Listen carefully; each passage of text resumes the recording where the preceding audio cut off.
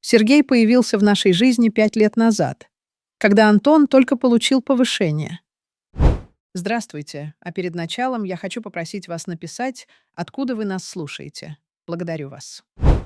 Они познакомились на корпоративе, и мой муж с восторгом рассказывал о новом талантливом коллеге, с которым сразу нашел общий язык.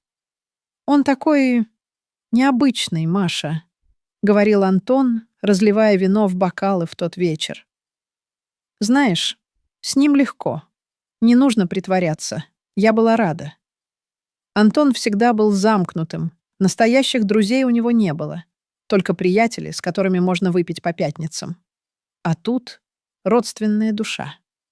Когда Сергей впервые пришел к нам на ужин, я заметила, как преображается Антон рядом с ним. Смеется громче, жестикулирует активнее, становится свободнее. «Какой у вас уютный дом», — сказал тогда Сергей, осматривая нашу маленькую квартиру. Чувствуется женская рука. «Это все Маша», — с гордостью ответил Антон. «Она у меня волшебница». Сергей посмотрел на меня как-то изучающе, а потом произнес: «Повезло тебе, Антон. Очень повезло». В тот момент я почувствовала что-то странное. Не ревность, нет. Скорее, тревогу. Но быстро отогнала это чувство. Мне понравился Сергей. Красноречивый, с отличным чувством юмора, всегда готовый помочь. Он искренне интересовался моими делами, спрашивал о работе, давал дельные советы. Когда я забеременела, именно Сергей возил меня на УЗИ, когда Антон не мог вырваться с работы.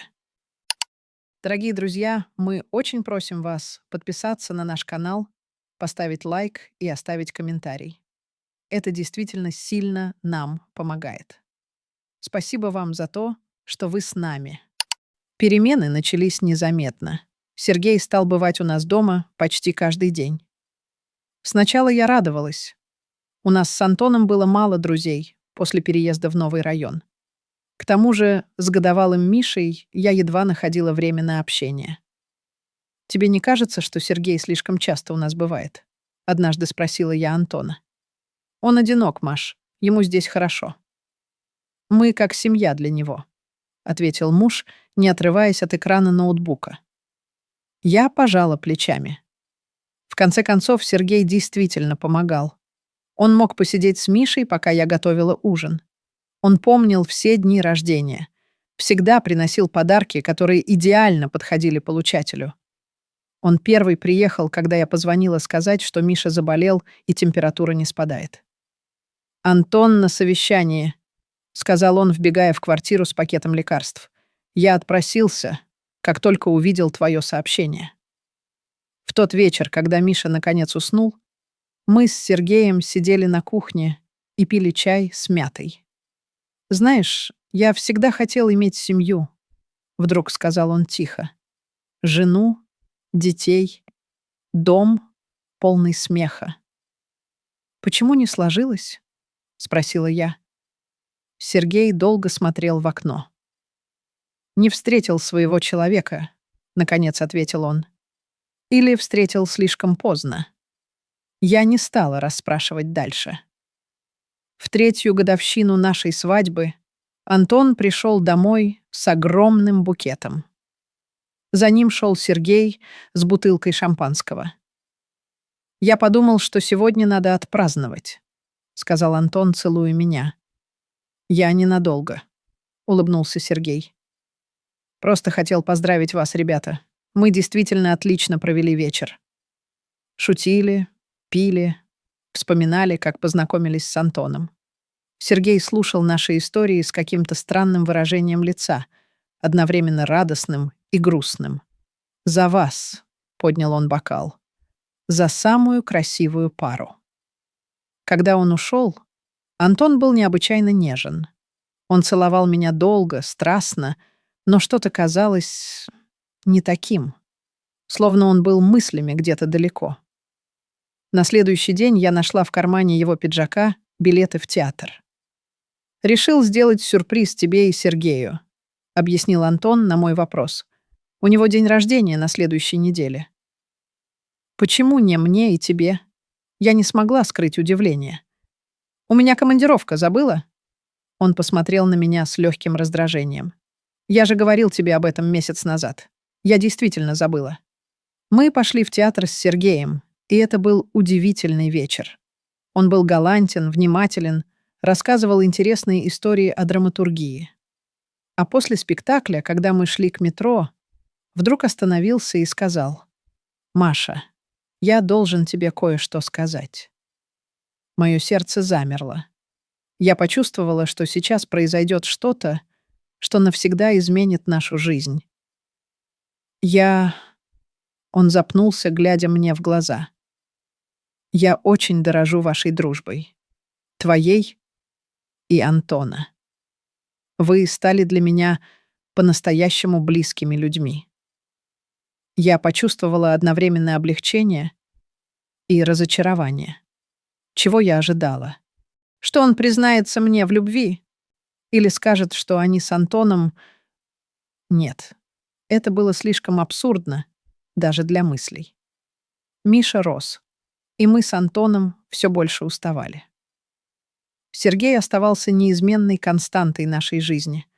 Он приходил с подарками для Миши, помогал с ремонтом, даже повесил новые полки в детской. Он был для нашего сына чем-то средним между дядей и вторым отцом. Однажды, укладывая Мишу спать, я услышала его детский вопрос. «Мама, а почему дядя Сережа и папа так часто обнимаются?» Я замерла. «Что ты имеешь в виду, малыш?» «Ну, они всегда обнимаются, когда думают, что никто не видит. И смотрят друг на друга, как ты и папа». Он зевнул. «Дядя Сережа тоже любит папу?» Я еле дождалась, пока Миша уснет. Потом долго стояла у окна, вспоминая все те моменты, которые раньше казались незначительными. Как Антон и Сергей иногда замолкали, когда я входила в комнату. Как их руки случайно соприкасались за столом. Как Сергей смотрел на моего мужа, когда думал, что никто не видит. На следующий день я спросила Антона напрямую: «Что между тобой и Сергеем?» Он замер с чашкой кофе в руке. «О чем ты?» «Я не слепая, Антон. Что-то происходит. Я хочу знать правду». Он поставил чашку на стол так резко, что кофе выплеснулся. «Ты что, с ума сошла? Сергей мой друг». Его голос дрожал. «Мы просто понимаем друг друга». «Лучше, чем мы с тобой?» — тихо спросила я. «Иначе», — ответил он после паузы. «Просто иначе. Я старалась убедить себя, что все в порядке. Что наши отношения с Антоном переживают обычный кризис. Что я придумываю проблемы на пустом месте. Мы поехали к моим родителям на выходные с Мишей. Антон остался дома. Срочная работа», — сказал он. Когда мама спросила, почему он не приехал, я солгала что-то про дедлайны. «А как там Сергей?» — спросила мама. «Такой приятный молодой человек. И не женат до сих пор?» «Нет, мама», — ответила я механически. «Не женат». В воскресенье днем я решила вернуться раньше, чтобы сделать Антону сюрприз. Я вошла тихо, держа Мишу за руку. В квартире довольно громко играла музыка, какой-то джаз, который Антон никогда не слушал. «Папа дома?» — спросил Миша. «Давай посмотрим», — ответила я. Мы прошли в гостиную. Пусто. На кухне стояли 2 пустые винные бутылки и 2 бокала. «Подожди здесь, милый», — сказала я сыну, усаживая его за стол и включая мультфильм на планшете. «Я посмотрю, где папа». Дверь спальни была приоткрыта, и оттуда доносились тихие голоса. Я подошла, не дыша, и заглянула внутрь. Антон и Сергей лежали в нашей постели. Они просто лежали, обнявшись, и Сергей что-то шептал на ухо моему мужу, а тот улыбался так, как никогда не улыбался со мной. Я не закричала, не заплакала. Просто стояла и смотрела, как мой мир медленно рушится. Сергей заметил меня первым. Он резко сел на кровати и сказал: «Маша». Антон обернулся. На его лице отразился испуг, потом стыд и, наконец, странное облегчение. «Я не понимала», — тихо сказала я. Все это время я не понимала, зачем он всегда рядом. «Маша». Антон вскочил с кровати, натягивая футболку. «Это не то, что ты думаешь. Старая, как мир, фраза». «А что я должна думать?» — спросила я, удивляясь собственному спокойствию. «Что мой муж просто дружески обнимается с лучшим другом в нашей постели?» Сергей молча смотрел на меня. «Я люблю тебя», — сказал Антон. «И Мишу. Вы моя семья. А он?» — я кивнула на Сергея. «И его тоже», — вдруг твердо сказал Антон. «Я люблю вас обоих. По-разному, но одинаково сильно». Я рассмеялась, хотя мне было совсем не весело. «Так не бывает, Антон». «Бывает», — впервые подал голос Сергей. «Бывает, Маша. Просто об этом не принято говорить». «Как давно?» — спросила я. Они переглянулись. «С самого начала», — ответил Сергей. «Но мы не планировали, это просто случилось». «Мама!» — голос Миши из кухни вернул меня в реальность. «Я хочу пить». «Иду, милый!» — крикнула я, не сводя глаз с мужчин. «Нам нужно поговорить», — сказал Антон. «Сергей, может быть, ты...» «Нет», — перебила я. «Пусть остается, раз уж он часть всего этого». Мы сидели на кухне, пока Миша смотрел мультфильмы в детской. 3 взрослых человека, запутавшихся в своих чувствах. «Я никогда не хотел тебя обманывать», — говорил Антон. «Я действительно люблю тебя. Но и Сергея тоже». «Почему ты просто не ушел?» — спросила я. «Если любишь его больше?» «Не больше», — покачал головой Антон. «Иначе. И я не хотел терять ни тебя, ни его». «А мои чувства ты учитывал?» Я, наконец, начала злиться. «Или для тебя это была идеальная схема? Жена дома, любовник под боком, и все счастливы?» «Я знаю, что поступал нечестно». Антон опустил голову. «Но я не знал, как все объяснить. Я боялся, что ты не поймешь». «Чего именно я не пойму? Что ты спишь с мужчиной?» «Что он бисексуален», — вмешался Сергей. «Что можно любить разных людей одновременно.